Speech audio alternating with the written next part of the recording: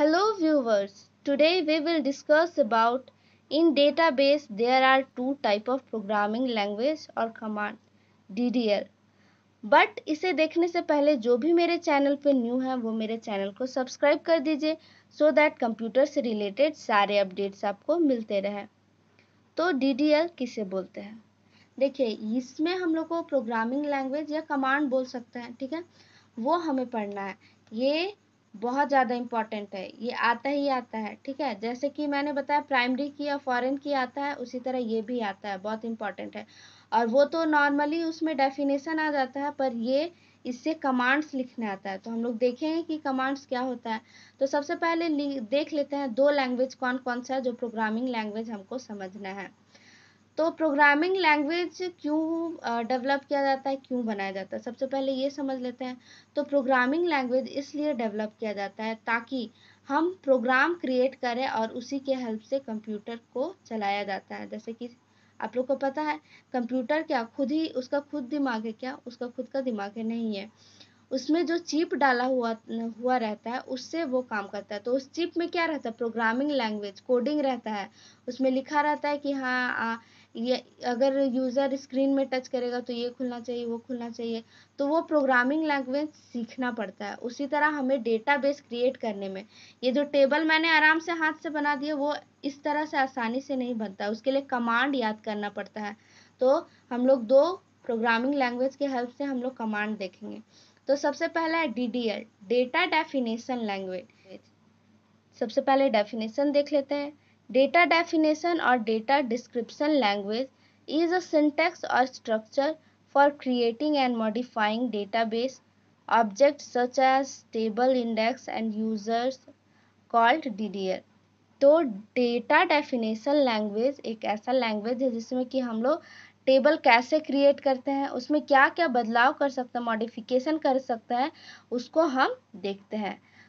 Definition से तो उतना क्लियर नहीं होगा, पर जब हम क्वेश्चंस बनाएंगे तो उससे क्लियर होगा। ओके, तो हम लोग नेक्स्ट मूव करते हैं DML, data manipulation language. DML is a computer programming language used for adding का मतलब inserting, deleting data in a database.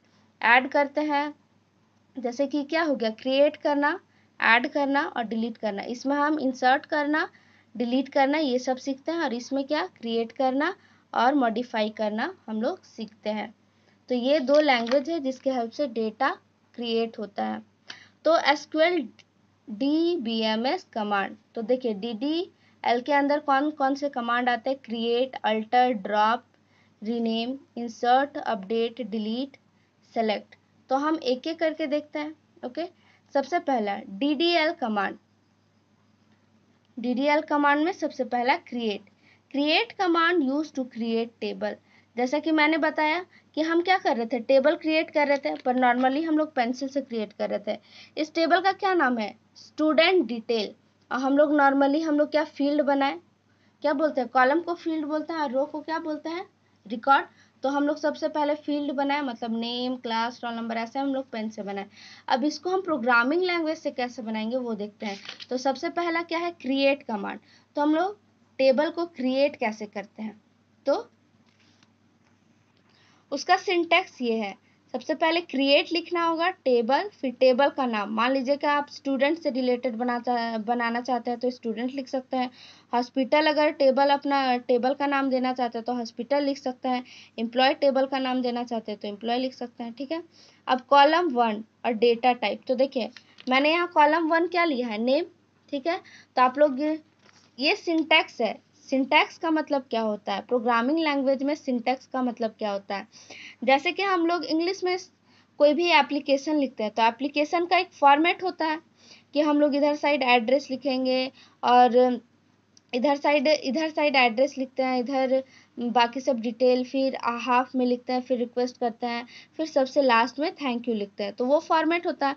उसी तरह कंप्यूटर लैंग्वेज में भी क्या होता है कि इसका फॉर्मेट होता है। तो फॉर्मेट को ही सिंटैक्स बोला जा रहा है कि किस वे में लिखेंगे। इसी वे में आपको सजा के लिखना पड़ेगा, ऐसे ही हर एक चीज़ लिखना पड़ेगा। तो सबसे पहले क्रिएट टेबल, ये मेरा सिंटेक्स है, ठीक है। कॉलम 1 2 3, आपका जितना कॉलम है उतना डाल सकते हैं, जैसे कि मैंने यहाँ 3 ही लिया है, पर आपका कितना है 1 2 3 4 4 है, तो आप लोग 4 कॉलम ऐड कर सकते हैं।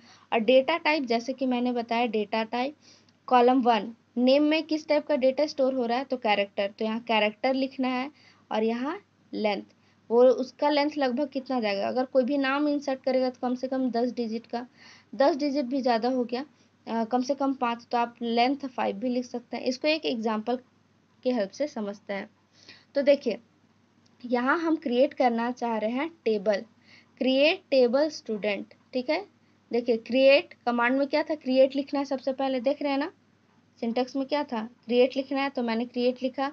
फिर टेबल लिखना है, तो मैंने टेबल लिखा। अब देखिए टेबल का नाम, आपका टेबल का नाम क्या होगा, ये खुद से सोचना पड़ेगा आपको, जिस चीज़ का डेटाबेस बना रहे होंगे उसके अकॉर्डिंग। तो यहाँ स्टूडेंट भी लिख सकते हैं, पेशेंट भी, एम्प्लॉय भी, जिसका टेबल बना रहे हैं। तो मैंने स्टूडेंट लिया।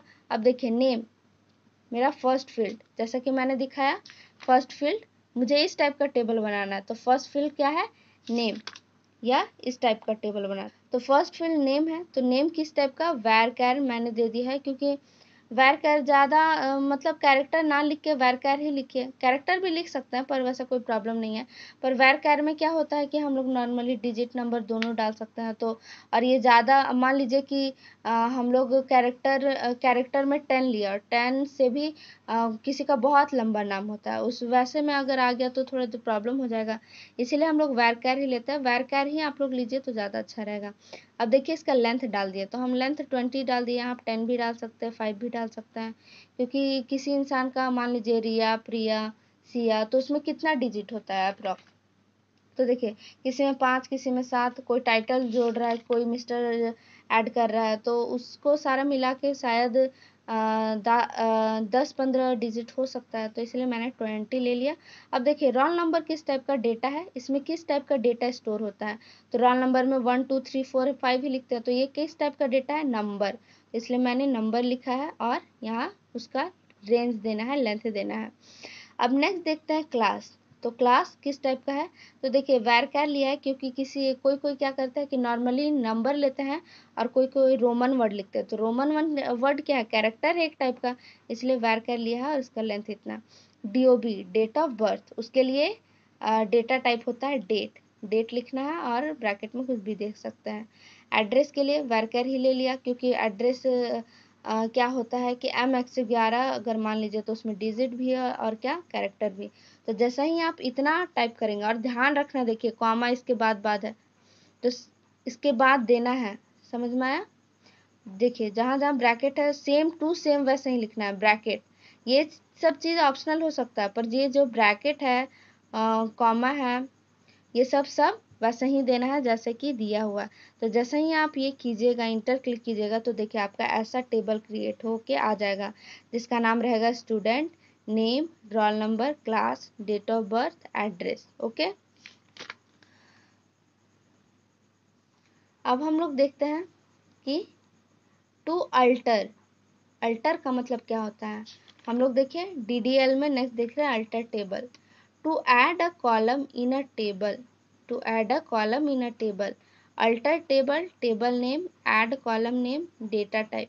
मान लीजिए कि पहली बार आप टेबल बना रहे थे, तो आपने इतना सारा डाल दिया, उसके बाद आपने सोचा ईमेल आईडी भी डालना ज़रूरी था, ईमेल आईडी भी डालना है, अब कैसे डाला जाए, तो उसके लिए अलग कमांड होता है। मान लीजिए कि आपका क्या हुआ है कि टेबल क्रिएट हो गया है, तो अल्टर की का सिंटैक्स है, सबसे पहले लिखना होगा अल्टर, फिर टेबल का नाम, फिर ऐड, फिर कॉलम नाम, जो कॉलम ऐड करना उसका, फिर डेटा टाइप, ठीक है, और फिर उसका लेंथ। तो देखिए एग्जांपल के लिए मान लीजिए कि मुझे एक ईमेल फील्ड ऐड करना है, तो सबसे पहले अल्टर, जैसे कि सिंटेक्स में लिखा हुआ, फिर टेबल लिखना है, टेबल का नाम, तो टेबल का मेरा नाम क्या है, स्टूडेंट है, जैसे कि आप देख सकते हैं कि मेरे टेबल का नाम है स्टूडेंट, तो मैंने क्या दिया यहाँ, स्टूडेंट लिखा। ओके, फिर ऐड क्या करना है, ईमेल, ईमेल ऐड करना है, तो ईमेल लिखा। ईमेल किस टाइप का डेटा स्टोर कर रहा है, तो वैरकर, ठीक है, उसमें डिजिट भी होता है, कैरेक्टर भी रहता है, और फिर उसका लेंथ, फिर कॉमा, सेमीकोलन देना है, ठीक है। तो ये रहा अल्टर टेबल। अल्टर टेबल का क्या काम है, नया फील्ड को ऐड करने का, ठीक है। तो इसका आउटपुट ऐसा आएगा, name, roll number, class, DOB, address, email, ऐसा आ जाएगा, ठीक है। अब हम लोग नेक्स्ट देखते हैं ड्रॉप और डिलीट। अगर किसी टेबल को डिलीट करना है तो हम लोग कैसे डिलीट करते हैं। Drop table statement is use to remove, delete और डिलीट अ टेबल। तो टेबल को अगर डिलीट करना है तो कैसे करेंगे वो देखते हैं। तो इसका सिंटेक्स है drop table, table name, for example drop table student लिखना है, ठीक है। तो एग्जांपल की हेल्प से देखते हैं ड्रॉप टेबल स्टूडेंट।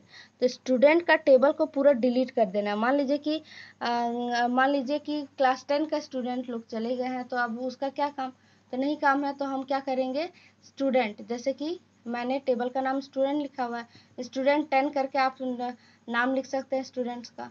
तो जैसे ही हम डिलीट करेंगे, ड्रॉप लिख के टेबल, फिर टेबल का नाम देंगे, तो वो डिलीट हो जाएगा। तो हम लोग क्या करते हैं, इतना को हम लोग प्रैक्टिकल में देख लेते हैं ये कमांड रन कैसे कर रहा है, जिसके हेल्प से आप लोग को और इजीली समझ में आएगा। फिर हम लोग नेक्स्ट मूव करेंगे। इसका पहला स्टेप है कि माई एसक्यूएल सॉफ्टवेयर ओपन करना है। जैसे कि आपको दिख रहा है, ये डाउनलोड भी आप लोग कर सकते हैं, ठीक है। जैसे ही हम लोग ओपन करेंगे, ये पासवर्ड मांगेगा, तो हम आपने जो सेट किया है वो डाल सकते हैं। जैसे ही हम डालेंगे, तो अब यहाँ आप कमांड लिख सकते हैं। तो जैसा कि हम लोग का फर्स्ट कमांड क्या था, डीडीएल का फर्स्ट कमांड क्या था, क्रिएट कमांड। तो हम लोग सिंटैक्स फॉलो करते हुए हम लोग क्या करते हैं, डीडीएल का फर्स्ट कमांड लिखते हैं, क्रिएट कमांड। तो सबसे पहले क्रिएट लिखना है, फिर टेबल, फिर जो भी टेबल का नाम लिख सकते हैं। तो मैं स्टूडेंट ले रही हूँ, ठीक है, स्टूडेंट्स। उसके बाद इसके अंदर वैल्यूज देना है, वैल्यूज मतलब फील्ड का नाम। तो क्या क्या होना चाहिए, रोल नंबर। तो रोल नंबर कैसा होना चाहिए, इंटीजर। रोल नंबर में कैसा सेव हो सकता है, इंटीजर, मतलब नंबर वैल्यू। इंटीजर का मतलब क्या हो रहा है, नंबर। आप यहाँ नंबर भी लिखेंगे तो रॉन्ग नहीं होगा। और हम लोग क्या कर सकते हैं कि इसके अंदर वैल्यू भी दे सकते हैं, इसका लेंथ भी दे सकते हैं कि ये कितने लेंथ का रहेगा। तो रोल नंबर जनरली कितना डिजिट का हो सकता है, 2-3, ठीक है। तो डिजिट भी दे सकता है। अब देखिए नेम, तो नेम कैसा होगा, कैरेक्टर। और देखिए इसमें मैंने साइज दे दिया, कैरेक्टर कितना, 20, ओके। तो 20 डिजिट का हो सकता है नाम, अप्रॉक्स में, अप्रॉक्स लेके चलेंगे हम लोग, ठीक है। अब हम लोग नेक्स्ट क्रिएट करते हैं। नेक्स्ट क्या क्रिएट किया जाए, तो हम लोग क्लास क्रिएट कर लेते हैं। तो क्लास में भी क्या, 1 2 3 4 5 6 के लिए हम इंट ले लिए, ठीक है। उसके बाद हम लोग नेक्स्ट लेते हैं सेक्शन। तो सेक्शन के लिए हम लोग क्या ले लिए, कैरेक्टर। और कैरेक्टर का लेंथ कितना ले लिए, थोड़ा कम लेंगे, 1 जैसे कि, ठीक है। जैसे ही हम लोग इंटर क्लिक करेंगे तो मेरा ये टेबल क्रिएट हो गया, मतलब हम लोग का फील्ड क्रिएट हो गया, ओके। तो देखिए DESC क्या है, डिस्क्राइब स्टूडेंट, मतलब ये टेबल के बारे में दिखाएगा, ये टेबल के फॉर्मेट में आपको दिखाएगा। ये भी एक कमांड है, ओके, जिसमें आप देख सकते हैं कि कौन कौन सा फील्ड है और कौन कौन सा वो डेटा टाइप स्टोर किया है, कैरेक्टर, इंट, ये सब सारा कुछ आप डिटेल देख सकते हैं आराम से, ओके। तो अगर टेबल देखना है तो हम लोग कौन सा कमांड यूज करेंगे, DESC, ओके। तो अब हम लोग नेक्स्ट मूव करते हैं अल्टर कमांड। तो अल्टर से क्या होता है कि हम लोग क्या करते हैं कि कोई वैल्यू ऐड करते हैं। तो उसका सिंटेक्स क्या है, अल्टर लिखना है, फिर टेबल का नाम, फिर ऐड। क्या करना है, इस टेबल में हमको फील्ड ऐड करना है, मतलब कि किस किस क्लास में कितना फी लगेगा वो ऐड करना है। तो हम लोग फीस लिखेंगे, उसका डेटा टाइप लिखेंगे। तो फीस में कितना होता है, हम लोग नंबर स्टोर करते हैं, तो नंबर भी लिख सकते हैं, इंट भी लिख सकते हैं। और फिर देखिए, फिर से हम DESC से हम देखेंगे, तो देखिए फीस मेरा इंक्लूड हो गया। हम लोग नेक्स्ट मूव करते हैं ड्रॉप कमांड। तो ड्रॉप कमांड किस लिए यूज किया जाता है, एक पूरा डेटाबेस को हटाने के लिए, मतलब स्टूडेंट का पूरा डेटाबेस। उसके लिए सो टेबल में मैंने लिखा, जैसे कि आप देख सकते हैं, अभी तक मैंने एम्प्लॉय स्टूडेंट टेस्ट का डेटा स्टोर किया है या क्रिएट किया है। तो जैसे ही हम लोग क्या करते हैं कि ड्रॉप टेबल टेस्ट लिखते हैं, तो टेस्ट जो डेटाबेस है वो पूरी तरह से डिलीट हो जाएगा, मतलब वो उसका टेबल रो कॉलम नजर ही नहीं आएगा। देख सकते हैं एम्प्लॉय स्टूडेंट है, बस टेस्ट डिलीट हो। प्रैक्टिकल के हेल्प से भी देख लिया है, okay. So now we will end this session. If you have any doubt, then ask me in comment section, and don't forget like, share and subscribe. If you want today's note, then link is available in description box. Thank you for watching.